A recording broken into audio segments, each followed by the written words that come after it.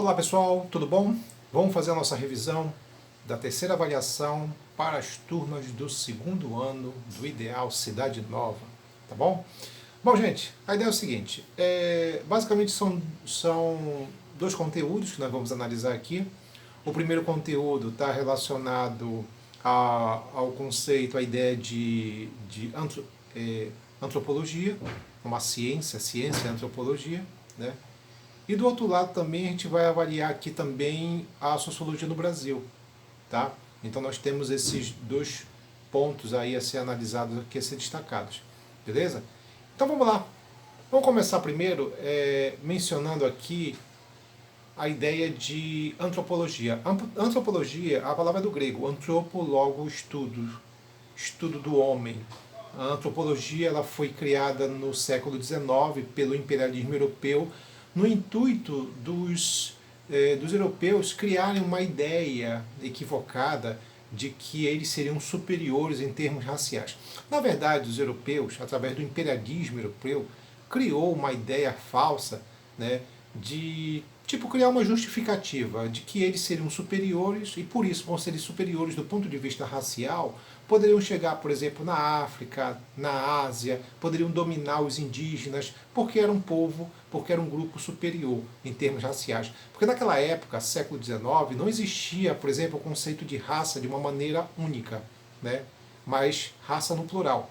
Por exemplo, você tem uma ideia, hoje, o que é que se acredita? Se acredita, por exemplo, que todos nós, seres humanos, viemos de um único local, viemos de uma única origem. Né? Nós viemos da África, nós somos africanos, e houve a ideia digamos, da dispersão dos povos, dos seres humanos. Mas a ideia de que nós viemos de uma única origem, daí a palavra raça vem de radix, que é raiz, tronco, quer dizer, um único tronco, uma única raiz, então é essa a ideia. Né? Entretanto, o imperialismo europeu não olhou muito desse lado. Eles não tinham muita noção sobre isso e criaram uma ideia falsa de que eles seriam superiores, seriam que um grupo do ponto de vista racial bem mais desenvolvido, coisa desse tipo. Tudo um papo furado para poder dominar os povos africanos e asiáticos. O nome que se dá para isso, gente, é etnocentrismo. A palavra etnocentrismo é uma palavra ligada ao julgamento. Você julga a cultura do outro como inferior, como estranha, como esquisita. Né? Então a ideia do etnocentrismo é você julgar a cultura do outro a partir da sua. Né? Então se eu vou julgar a tua religião a partir da minha religião, a possibilidade de eu fazer uma comparação preconceituosa é muito grande. Né? Tem aquela expressão do Jean Paul Sartre, o inferno são os outros, ou o estranho são os outros. Tu nunca acha a tua religião, os teus hábitos estranhos, tu sempre acha do outro, o outro que não compartilha teus hábitos, seus costumes. Tá? E no meio de tudo isso, os antropólogos da época, do século XIX, eles tinham uma perspectiva muito racista.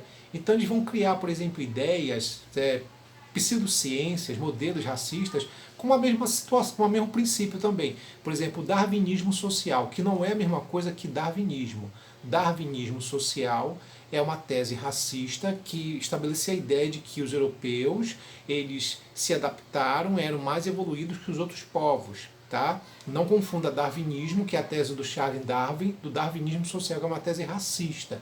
Inclusive, muitas vezes, quando você vê assim, esses monumentos hoje que tem por aí, né, desses grandes conquistadores da América, esses caras eram todos eles o que? Racistas, preconceituosos, que provocaram um massacre de milhares e milhares, um genocídio de muitos povos. Tá? E hoje há um questionamento sobre isso, uma espécie de um revisionismo da história sobre isso. De que aquele cara que era herói, na verdade não era tão herói assim, não, era um maldito, um cretino preconceituoso, etnocêntrico. Tá? Por outro lado, existe o inverso disso, gente. Certo? Porque a antropologia ela começa racista, ela começa como uma ciência racista, mas ela vai se redimindo. No século XX ela se transforma, ela deixa de ser uma ciência racista e começa a ser uma ciência relativista, ou seja, é daí que vem a ideia, relativismo cultural. O relativismo cultural é quando você não julga, mas você tenta compreender a cultura do outro. É nesse sentido. Então tu vai verificar, por exemplo, que o etnocentrismo, através de algumas ideias novas, como por exemplo o funcionalismo, que é uma tese antropológica que parte da ideia de fazer pesquisas de campo.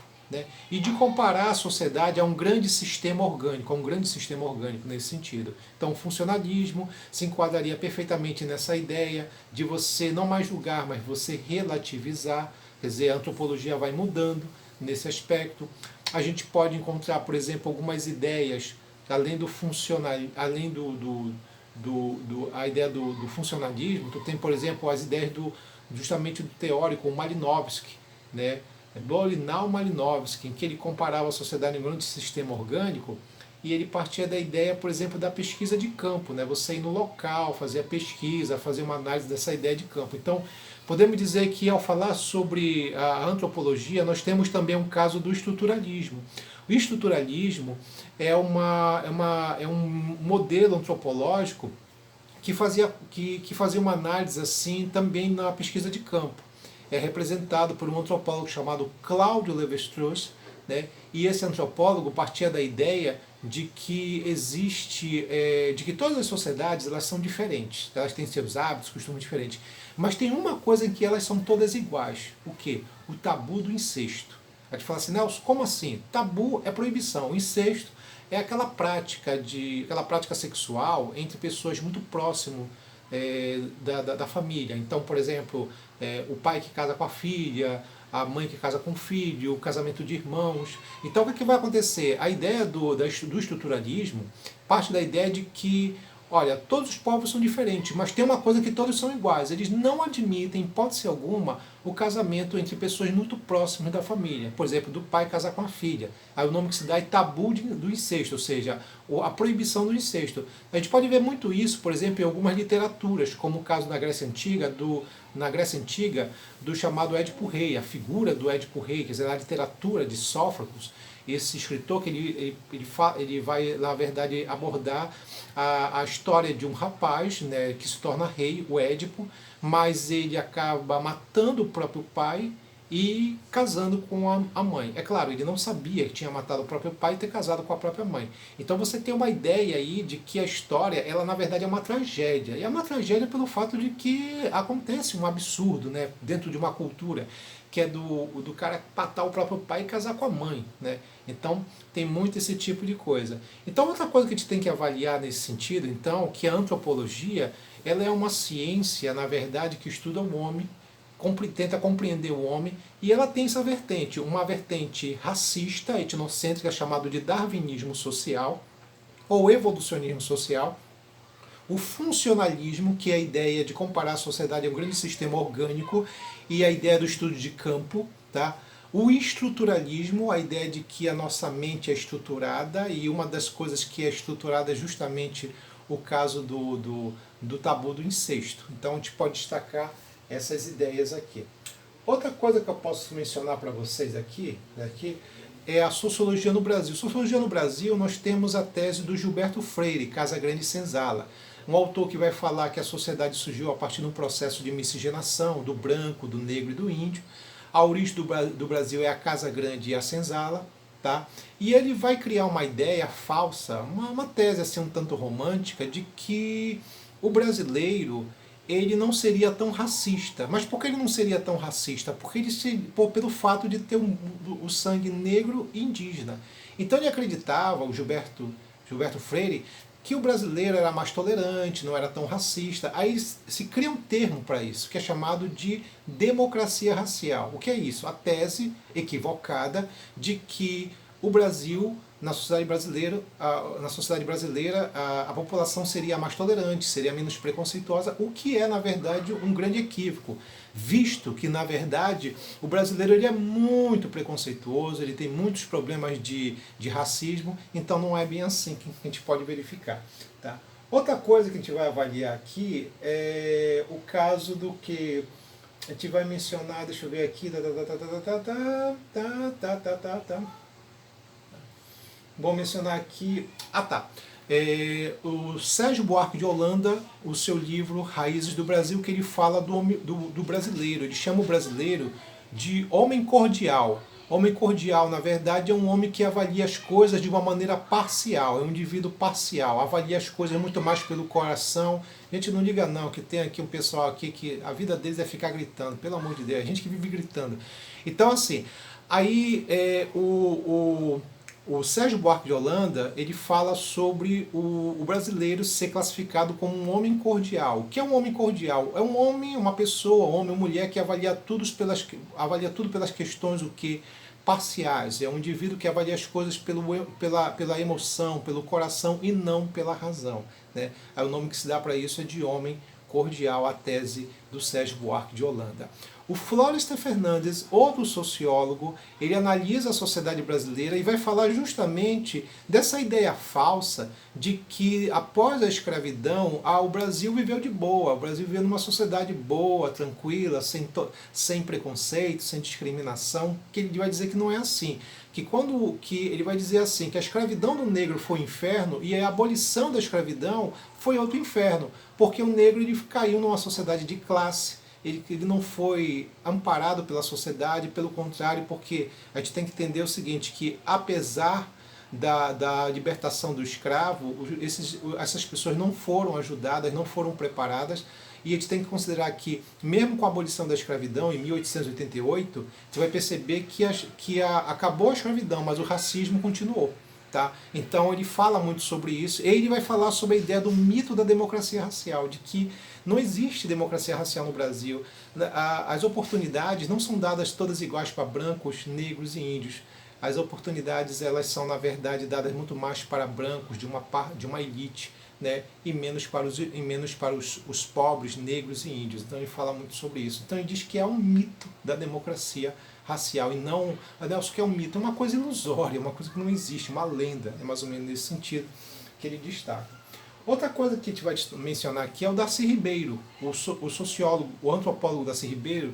Ele fala da sociedade brasileira, que passa por um processo de miscigenação, ele vai chamar de aculturação, sociedades aculturadas, a sociedade misturada, né? Aí ele vai falar sobre o caso do brasileiro, que ele vai ser chamado de brasilíndio, porque ele é a junção do português com o índio, e aí você vai ter o surgimento dos primeiros brasileiros que vão ser chamados de brasilíndios ou de mamelucos.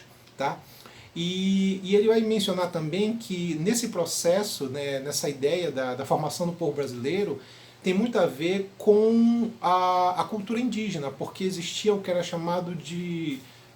era o cunhadismo. O cunhadismo era uma prática muito desenvolvida pelas tribos indígenas no passado, de oferecer uma garota, uma menina da tribo, para algum rapaz, né? E isso era uma forma de criar laços, né, entre as tribos. Os portugueses, então, malandros, né, buscando que aliados para o processo de colonização, começa a visitar as tribos, começa a casar com as meninas indígenas e nesse processo acaba ganhando aliados, porque na hora que eles casam com as meninas, a tribo, que é uma família, o que era uma família, acaba se tornando o que é a família deles, e aí há uma união entre índios, algumas tribos indígenas e portugueses. Então, na verdade, o Darcy Ribeiro ele fala muito sobre essa situação. E existe também, além desse processo, que a gente pode avaliar aqui, o caso do jeitinho brasileiro, do Roberto da Mata. O professor Roberto da Mata fala do jeitinho brasileiro, que é uma malandragem, na verdade é uma dificuldade que o brasileiro tem em saber lidar com regras e normas. Então o brasileiro está sempre burlando regras, normas, está sempre criando uma maneira de tentar o que? Burlar as regras, e muitas vezes se chama isso de jeitinho brasileiro, né? Que é uma malandragem, né? Por exemplo, furar fila, colar na prova, né? Pagar propina, fazer gato de luz, jogar lixo no canal, no chão, né? Quer dizer, a ideia do brasileiro que tem uma dificuldade de lidar com regras e normas.